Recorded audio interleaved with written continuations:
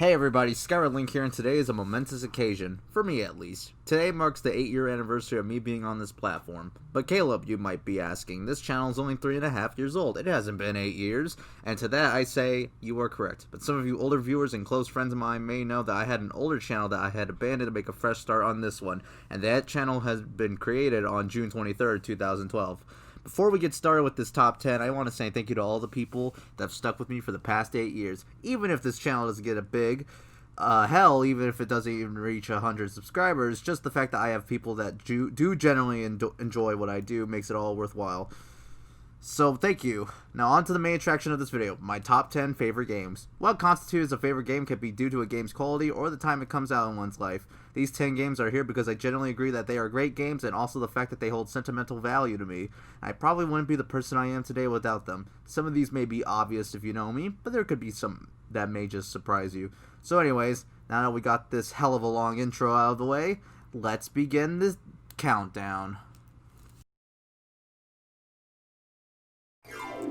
Starting off this list with a game that totally deserves a sequel, Icarus Uprising. This game has stuck with me for the past 8 years for very good reasons. One, I think the game is fun. The control scheme may throw some people off, and I won't deny it took me some getting used to, but once it clicked real good. 2, the writing is excellent. The game is not the most serious in the world, and it isn't afraid to throw jabs at gaming tropes and break the fourth wall. Are we ever going to get to the top of this tower?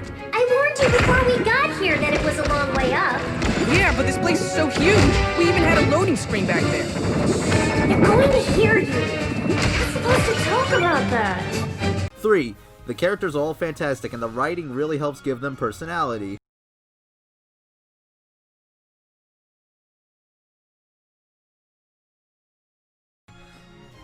And 4, the music is freaking fantastic. Go give the soundtrack a listen. All these points come together to make a fun and charming game on the 3DS. I seriously recommend you get this if you haven't already. I debated on whether to put New Leaf or New Horizons on this list, but I just decided to put New Horizons for the fact that it just barely put itself higher than New Leaf. New Leaf is still cool though. I really like the idea of putting yourself on a deserted island, and the atmosphere is pretty good too. I also like the amount of customization you can put into the island. That hill looking awfully funny? No worries, you can remove it. Think a grill would look good here? You can put a grill there. This game isn't perfect, however. I feel like there really isn't much to do once you got everything the way you want it to look. The animals are redundant AF, and a lot of older features were just simply removed. On the positive side, they are going to keep supporting this game with updates, so who knows, maybe some of these issues will get addressed in the future. Still a good game though.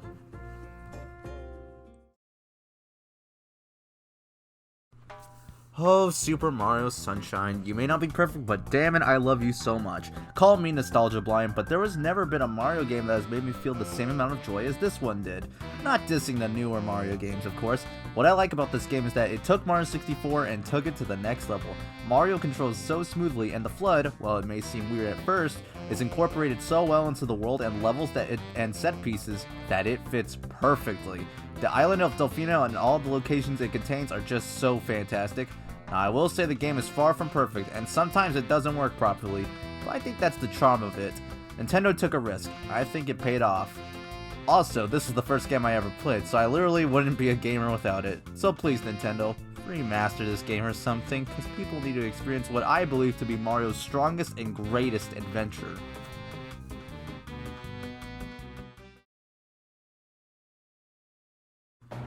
Whoo boy, what a surprise. I think of myself as a casual fan of Kingdom Hearts. I'll play a new installment, whether it be a main game or spin-off, but you won't see me fanboy all over it like other people.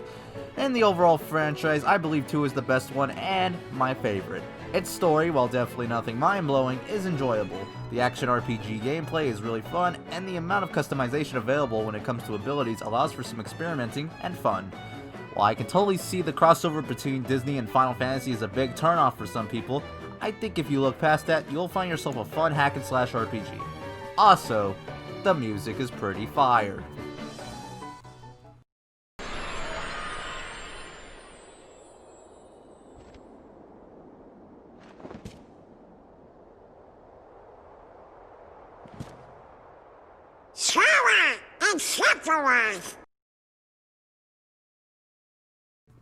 Let me tell you kids a story. I used to dislike Zelda. I did enjoy Ocarina of Time when I was young. so I was kinda turned off of the series entirely, only diving into the DS games momentarily. I liked the characters, I just didn't like the games all that much. That all changed when I played Majora's Mask. At that point in my life, I had never played a game like it. I was invested in the world of Termina. I liked all the set pieces and the side quests there were to do, especially the mask collecting. I thought its story, as dark as it is, was told perfectly, and the music also emphasizes that point. I also gotta give this game credit for honestly hooking me into the world of Zelda, and even let me give Ocarina of Time another shot, a decision I do not regret. So thank you, Majora's Mask, for pretty much saving the entire franchise for me.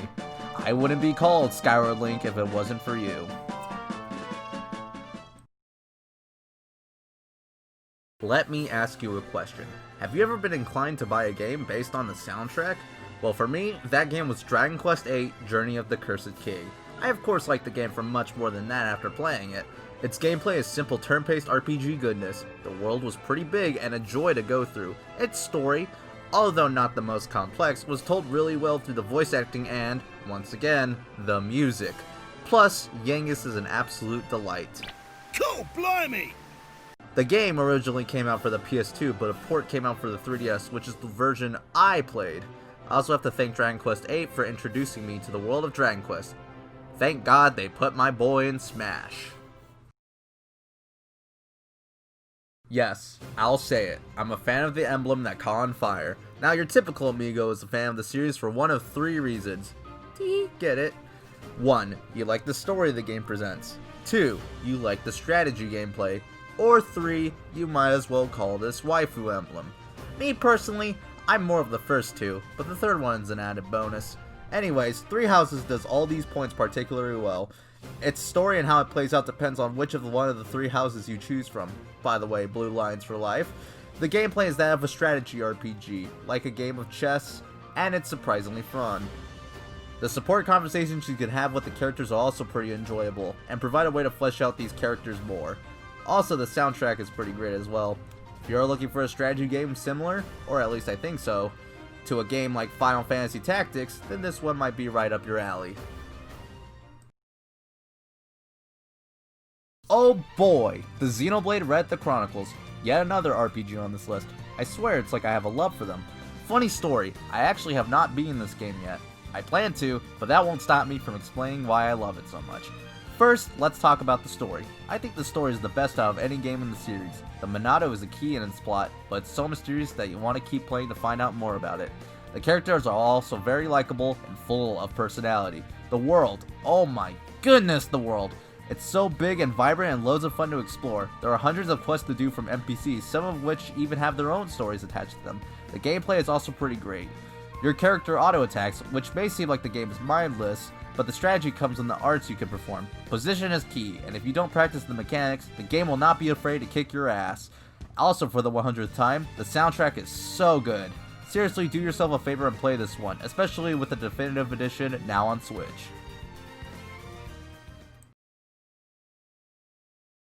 For realsies, this has to be one of the most beautiful games I've ever played. Pretty good for a game with almost no dialogue. You heard me right, there is hardly any dialogue throughout this game. Only time it really pokes its head out is at the start and end of the game, but honestly, the lack of dialogue makes this game better.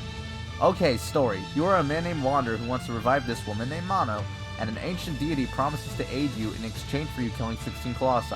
And that's all I'm gonna say. Play this game to find out the rest. The world of Shadow of the Colossus is huge, but empty. It creates a feeling of anxiousness as you hunt for the Colossi, never knowing when they'll show up. The battle against the Colossi are puzzles for you to solve, mainly as to figuring out how to kill the damn things, while the beautiful orchestral score accompanies you in the background. That's why I love this game as not only a game, but a work of art. Its story is not conveyed in dialogue, but in its music and moments of silence and its atmosphere. This game needs to be played for someone to truly appreciate it for what it is. It is that good. But however, for me, this next game is just slightly beats this one out on the edge for number 1. Speaking of which...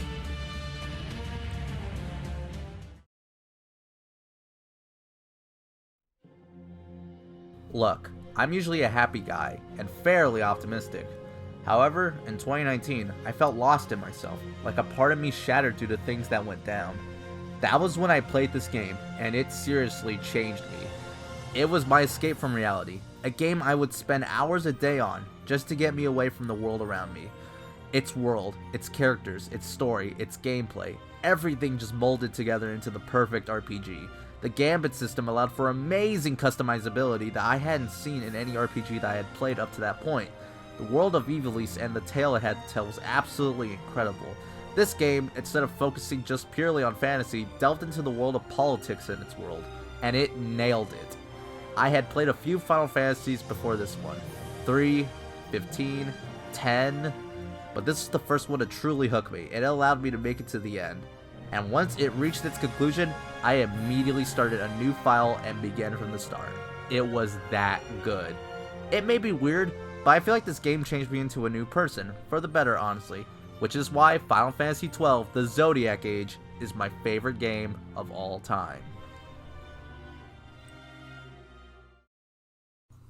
Damn, didn't expect to get all deep at the end, but those are my top 10 favorite games. I had a fun time making this video, and who knows, if you guys enjoyed this and want to see me make potentially more top 10s for special occasions, then by all means, let me know.